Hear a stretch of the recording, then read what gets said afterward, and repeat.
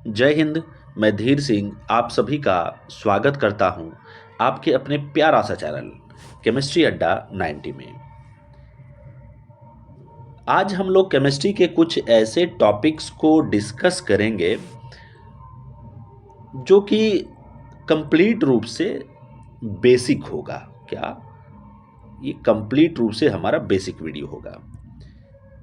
इससे फ़ायदा यह होने वाला है आपको कि आपका जो बेसिक्स है वो धीरे धीरे करके सही, या हो सकता है कि इस वीडियो को अब आप जो देख रहे हैं इसमें जो भी चीज़ें मैं डिस्कस करूंगा हो सकता है कि आप पहले से जान रहे होंगे, या हो सकता है कि आपने पहले पढ़ा होगा और उसको आप क्या कर गए होंगे तो भूल गए होंगे।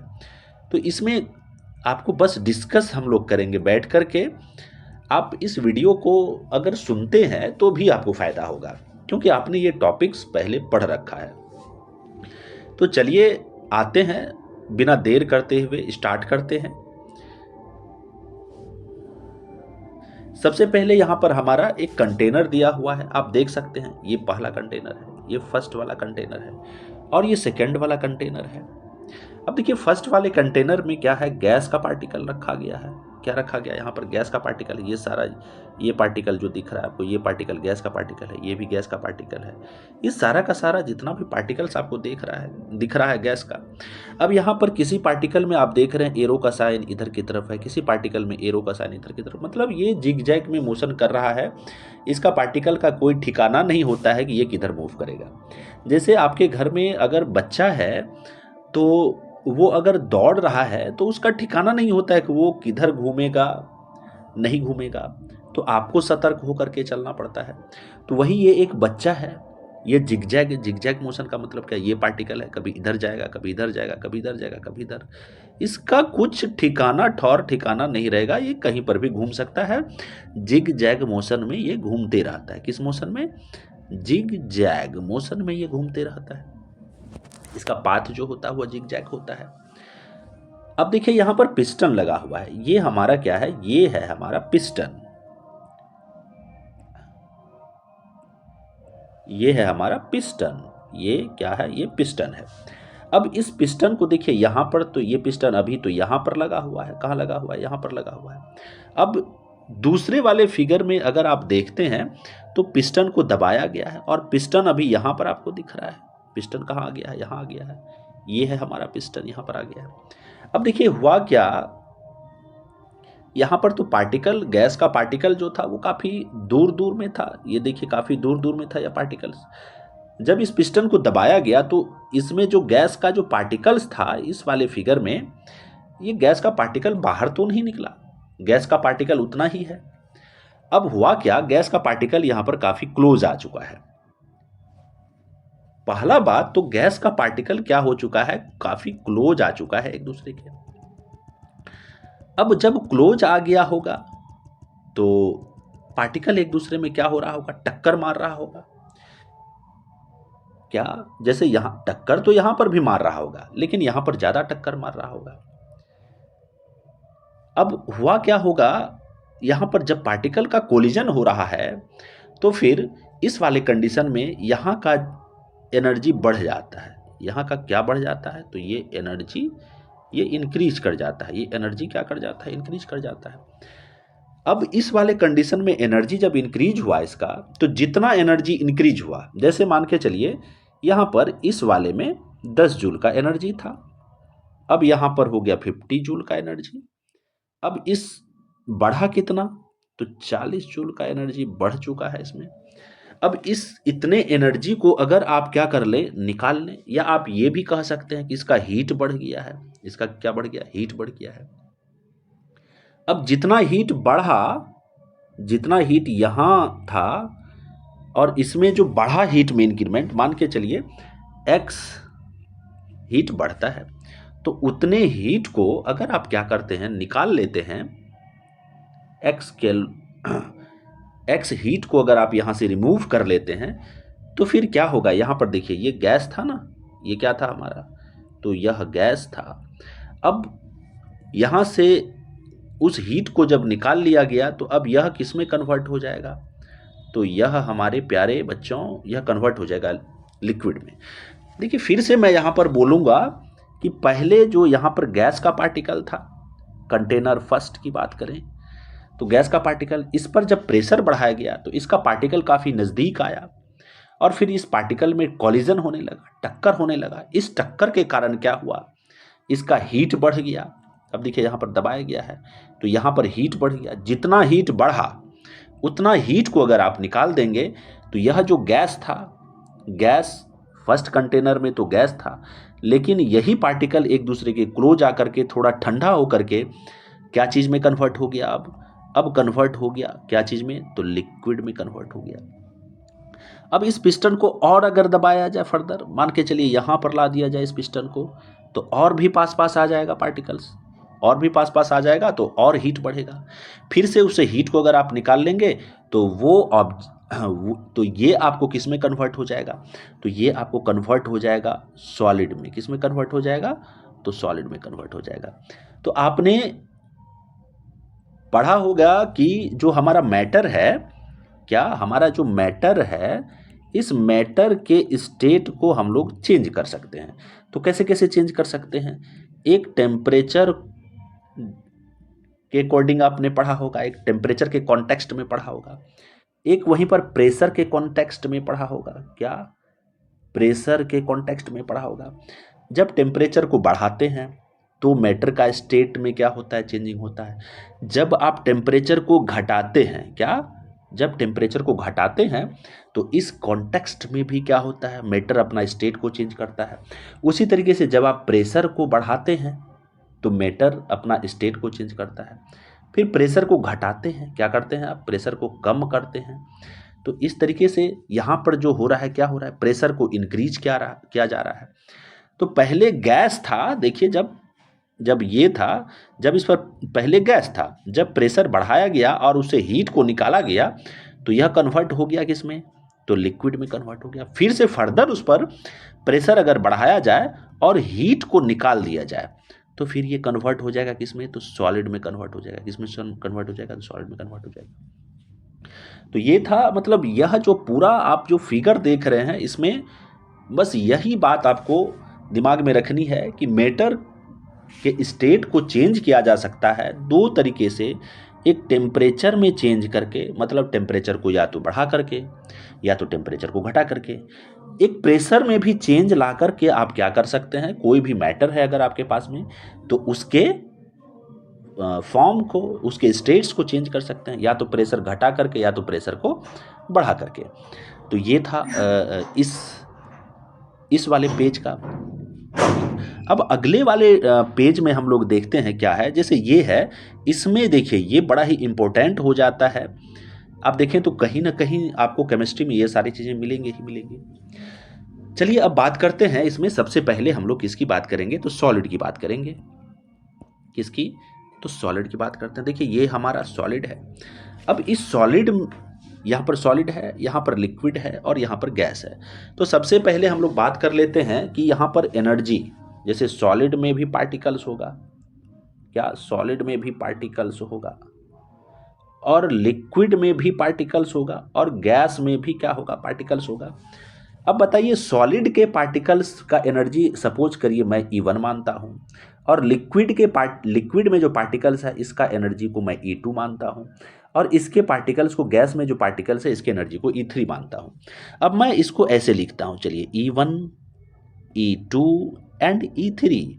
अब आपको मैं पूछूं कि E3 ग्रेटर होगा या E2 ग्रेटर होगा या E1 ग्रेटर होगा, तो आप कहेंगे सर यह तो काफ़ी बेहद ही आसान है सर, यह इसमें ये सीक्वेंस रहेगा। मतलब गैस में जो पार्टिकल्स रहेगा, इस स्टेट्स का, मतलब मैटर का वो स्टेट्स जिसको हम लोग गैस कहते हैं, उसमें जो पार्टिकल्स होगा उस पार्टिकल्स का एनर्जी ज़्यादा होगा। तो देखिए यहाँ पर लिखा हुआ है हाईएस्ट एनर्जी, उसके बाद सबसे लोवेस्ट एनर्जी किसका होगा, तो यहाँ पर इस सीक्वेंस के अकॉर्डिंग भी आप क्या कर सकते हैं, तो देख सकते हैं। तो ये तो बात हो गई आपको किस कॉन्टेक्स्ट में, तो एनर्जी की कॉन्टेक्स्ट में। अब अगला हम लोग बात कर लेते हैं, जैसे सॉलिड में, सॉलिड को अगर हम लोग क्या करते हैं, टेम्परेचर देते हैं, मतलब टेम्परेचर को हम लोग क्या करते हैं, टेम्परेचर को इंक्रीज अगर करें तो फिर क्या होता है, तो फिर सॉलिड बदल जाता है किसमें, तो लिक्विड में कन्वर्ट हो जाता है। अब इस प्रोसेस को क्या कहते हैं, या तो मेल्टिंग कहेंगे या तो फ्यूजन कहेंगे। अब यहीं पर एक टॉपिक आता है, देखिए यहाँ पर तो सबसे पहली बात आया कि टेम्परेचर हमने इंक्रीज किया। अब यहीं पर लेटेंट हीट वाली बात आ जाती है। तो आप लेटेंट हीट वाला जो हमारा टॉपिक है, मैंने इसको कवर किया है, आप वहाँ पर जाकर के देख सकते हैं। फिर भी मैं यहाँ पर थोड़ा सा डिस्कस कर देता हूँ। जैसे देखिए ये हमारा आइस है, ये क्या है, सपोज करिए ये हमारा आइस है। अब इस आइस को मैं हीट देता हूँ, क्या देता हूँ, इधर से हीट दे रहा हूँ, इधर से हीट दे रहा हूँ। पहले तो इसका टेम्परेचर सपोज करिए -5 डिग्री सेल्सियस था, कितना, तो -5 डिग्री सेल्सियस था। अब यह जो -5 डिग्री सेल्सियस था, अब जब इसको हीट देना स्टार्ट किया तो यह इसका टेम्परेचर बढ़ते बढ़ते बढ़ते बढ़ते कहाँ तक आ गया, इसका टेम्परेचर इंक्रीज करते करते आ जाता है, ये सपोज करिए 0 डिग्री सेल्सियस तक आ जाता है। कहाँ तक आ जाता है, 0 डिग्री सेल्सियस तक। अब यह बर्फ मेल्ट करना स्टार्ट करेगा। क्या ये बर्फ जो है धीरे धीरे करके यहाँ से इस तरीके से यहाँ पर मेल्ट करना स्टार्ट करेगा, इस तरह से मेल्ट करना स्टार्ट करेगा। जब यह मेल्ट करना स्टार्ट करेगा तो क्या इसका टेम्परेचर राइज होगा, नहीं होगा। कहने का मतलब इस बर्फ से जो पानी बन रहा है, इस आइस से जो पानी बन रहा है, तो उस आइस और इस आइस से बनने वाला पानी का जो टेम्परेचर है वह 0 डिग्री सेल्सियस पे आकर के क्या हो गया है, क्या हो जाएगा, तो रुक जाएगा। कब तक यह टेम्परेचर 0 डिग्री सेल्सियस से राइज नहीं करेगा, मतलब ऊपर नहीं जाएगा, जब तक ये पूरा का पूरा आइस हमारा, ये पूरा का पूरा आइस कंप्लीटली किस में कन्वर्ट ना हो जाए, पानी में कन्वर्ट ना हो जाए, वाटर में कन्वर्ट ना हो जाए। एक बात तो ये हो गई। दूसरी बात आप ये समझें कि ये जो बर्फ था, इसको तो मैं हीट दे रहा था ना, पहले -5 डिग्री सेल्सियस इसका टेम्परेचर था, अब 0 डिग्री सेल्सियस हो गया। इस बीच में तो टेम्परेचर बढ़ा, -5 से 0 डिग्री सेल्सियस तक तो पहुंचा, लेकिन उसके बाद टेम्परेचर क्यों नहीं बढ़ रहा है। पहले हीट जो है गया उसका टेम्परेचर को इंक्रीज करने में, लेकिन बाद में हीट टेम्परेचर को इंक्रीज नहीं कर रहा है, बल्कि इस आइस में इस आइस में जो पार्टिकल्स है, इस आइस में जो पार्टिकल्स है, इस पार्टिकल्स के बीच में इस तरीके से बॉन्ड एनर्जी है। इस बॉन्ड एनर्जी को स्प्लिट करने में ही वो एनर्जी जा रहा है।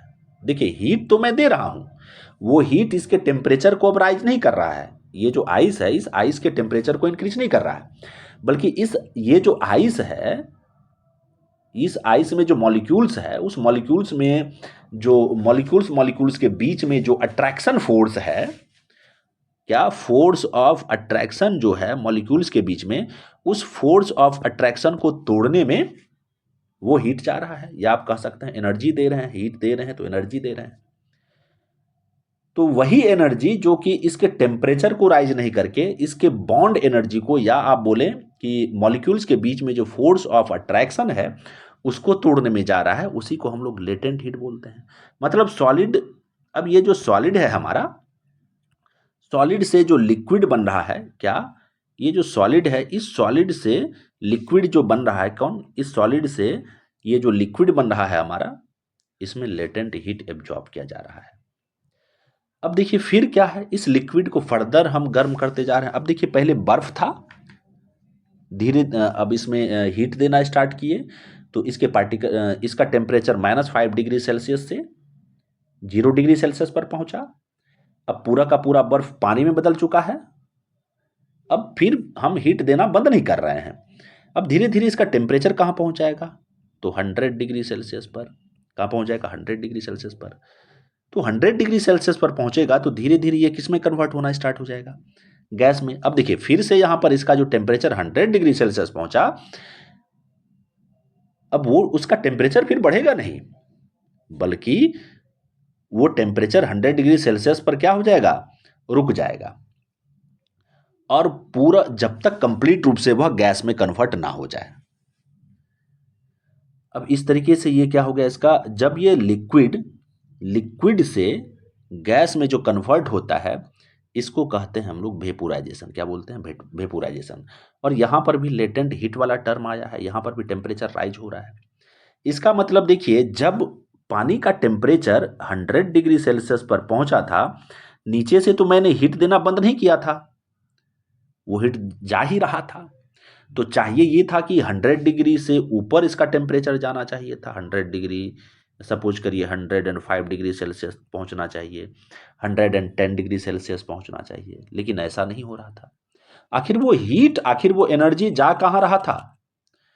अब उस पानी में जो मॉलिक्यूल्स था H2O का, किसका? H2O का मॉलिक्यूल्स था, उसमें जो बॉन्ड एनर्जी था या आप बोलें फोर्स ऑफ अट्रैक्शन था, उसको तोड़ने में जा रहा था और इस तरीके से किस में कन्वर्ट हो गया? तो गैस में कन्वर्ट हो गया। अब देखिए, गैस में से अगर हीट को बाहर निकाला जाए, गैस में से अगर हीट को बाहर निकाला जाए तो इस तरीके से फिर से गैस क्या हो जाता है? तो लिक्विड में कन्वर्ट हो जाता है। किस में कन्वर्ट हो जाता है? तो गैस फिर से लिक्विड में कन्वर्ट होता है। अब इस प्रोसेस को हम लोग क्या कहते हैं? इस प्रोसेस को कहते हैं कंडेंसेशन। अब देखिए, टेम्परेचर यहां पर डिक्रीज किया जाएगा, हीट निकालने का मतलब क्या होगा? उसका टेम्परेचर को डिक्रीज किया जाएगा। अब यहां पर प्रेशर, अगर देखिए गैस है, गैस से आपको किस चीज में बदलना है? लिक्विड में बदलना है। गैस से लिक्विड में कन्वर्ट करना है तो आपको प्रेशर क्या करना पड़ेगा? प्रेशर घटाना पड़ेगा या बढ़ाना पड़ेगा? तो यहां पर देखिए ये गलत है। प्रेशर को आपको क्या करना पड़ेगा? तो इंक्रीज करना पड़ेगा। प्रेशर को क्या करना पड़ेगा? इंक्रीज करना पड़ेगा। और जितना लेटेंट हीट इसमें दिया गया था वो सारा का सारा लेटेंट हीट को निकाल लिया जाएगा, तभी ये किस में बदलेगा? तो हमारा लिक्विड में बदलेगा। इसको बोलते हैं कंडेंसेशन। इसको उदाहरण के तौर पे आप देखे होंगे, जैसे ये आपके पास में कोई पतीला है, चलिए ठीक है, इसको मैं हंडी बोलता हूं। हंडी हमारा बिहारी भाषा है, चलिए ठीक है, पतीला ही बोलता हूं। अब इसके ऊपर पर इस तरीके से आपने ढक्कन रखा होगा, तो इस ढक्कन पर आपने देखा होगा यहां पर जो इसका बॉटम वाला पार्ट है, यहां पर जब इसको निकालते होंगे तो इसके ऊपर पर देखते होंगे पानी की कुछ बूंदे हैं। आखिर वो क्या है? पहले तो इसके अंदर में इस तरह से वेपर बन रहा होगा, आपने हीट दे रहा होगा तो यहाँ पर वेपर बन रहा होगा। अब यही वेपर जब इस ढक्कन पर आता है तो इसका हीट निकल जाता है। क्या निकल जाता है? तो हीट इस तरीके से निकल जाता है यहाँ से। हीट जब निकलता है तो अब वो वेपर क्या हो जाता है? ठंडा हो जाता है। वेपर क्या हो गया? ठंडा हो गया। अब वेपर जब ठंडा हुआ तो वो किस में बदलेगा? तो वह बदल जाएगा फिर से हमारा लिक्विड में।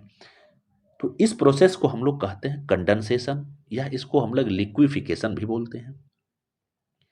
अब देखिए, क्या लिक्विड से सॉलिड बनाया जा सकता है? बिल्कुल बनाया जा सकता है। फिर से आप टेम्परेचर को डिक्रीज कर दें लिक्विड का, या तो टेम्परेचर को डिक्रीज कर दें, या तो आप प्रेशर को भी इंक्रीज कर सकते हैं, तो भी आपको सॉलिड मिलेगा। अब यहां पर भी लेटेंट हीट, जो लेटेंट हीट दिया गया था वो लेटेंट हीट निकल जाएगा, और इस प्रोसेस को हम लोग जो बोलते हैं फ्रीजिंग। क्या बोलते हैं? फ्रीजिंग। मतलब लिक्विड से सॉलिड बनने का जो प्रोसेस होता है, इसको बोला जाता है फ्रीजिंग। तो ये था आपको एक छोटा सा टॉपिक। अब यहीं पर एक और छोटा सा चीज समझना होता है, जो है हमारा सब्लिमेशन। देखिए, ये है हमारा सब्लिमेशन और एक है डिपोजिशन। इसको डीसब्लिमेशन भी कहा जाता है। जैसे सॉलिड में अगर हम लोगों ने टेम्परेचर दिया तो वो किस में बदला था? लिक्विड में। किस में बदला था? तो लिक्विड में बदला था। लेकिन कुछ चीजें हैं, जैसे कैम्फर ले लें। क्या? कैम्फर, कपूर। कैम्फर को अगर आप ले लेंगे तो कैम्फर को जब आप हीट करेंगे तो यह लिक्विड में नहीं बदल करके ये डायरेक्ट किस में बदल जाएगा? डायरेक्ट गैस में बदल जाएगा। तो डायरेक्ट सॉलिड से गैस में बदलने का जो प्रोसेस है उसको सब्लिमेशन कहा जाता है। जैसे इसमें आपको कौन आ सकता है? NaCl आ सकता है, आयोडीन आ सकता है, ये सब चीज आ सकता है।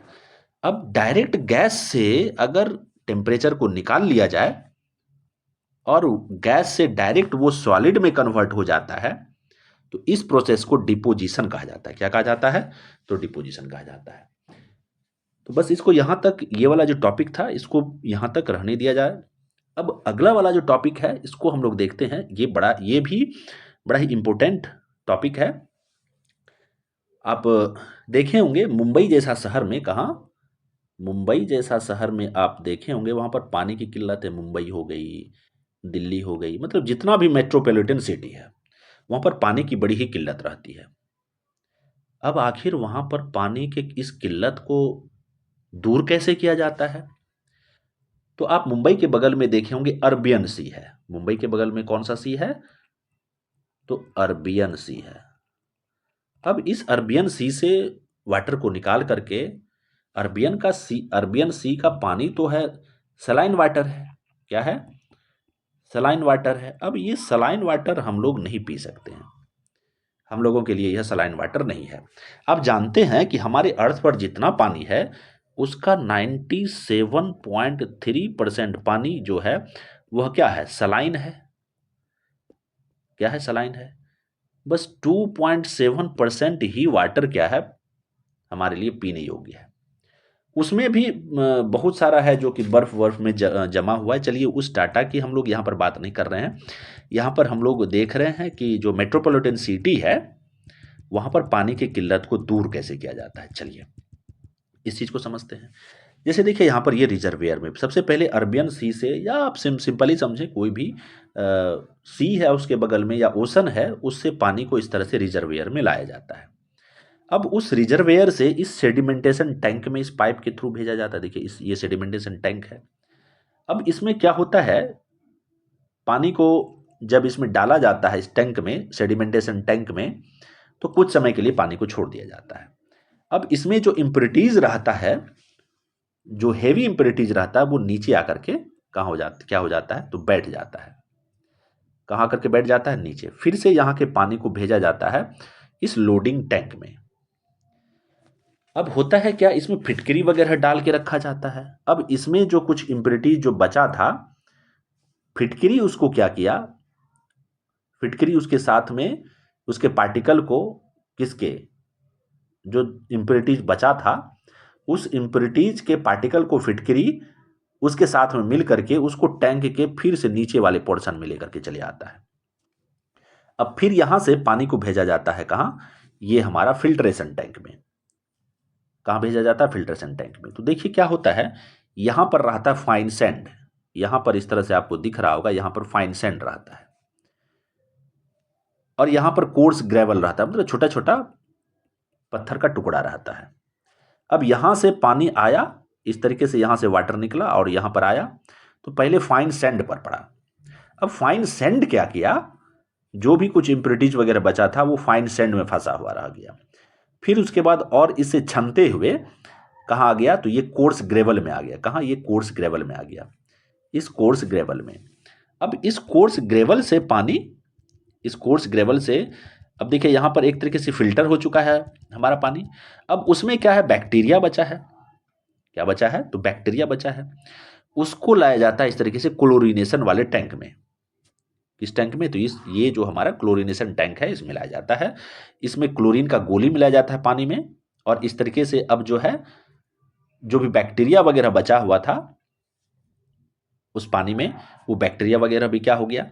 तो किल हो गया। अब यहां पर इस तरह से फिर यहां पर इस पाइप के थ्रू या तो डायरेक्ट हमारे घर में पानी को भेजा जाता है, या तो जो बड़ा बड़ा टैंकर रहता है उसमें पानी को भर दिया जाता है, और वो सारा टैंकर पूरे सिटी में, पूरे मेट्रोपॉलिटन वाला जो सिटी है वहाँ पर पानी को डिस्ट्रीब्यूट कर देता है। तो आज का ये वीडियो लेक्चर हमारा यहीं तक रहेगा। मिलते हैं आपसे अगले वीडियो में। तब तक स्वस्थ रहें, खुश रहें। जय हिंद।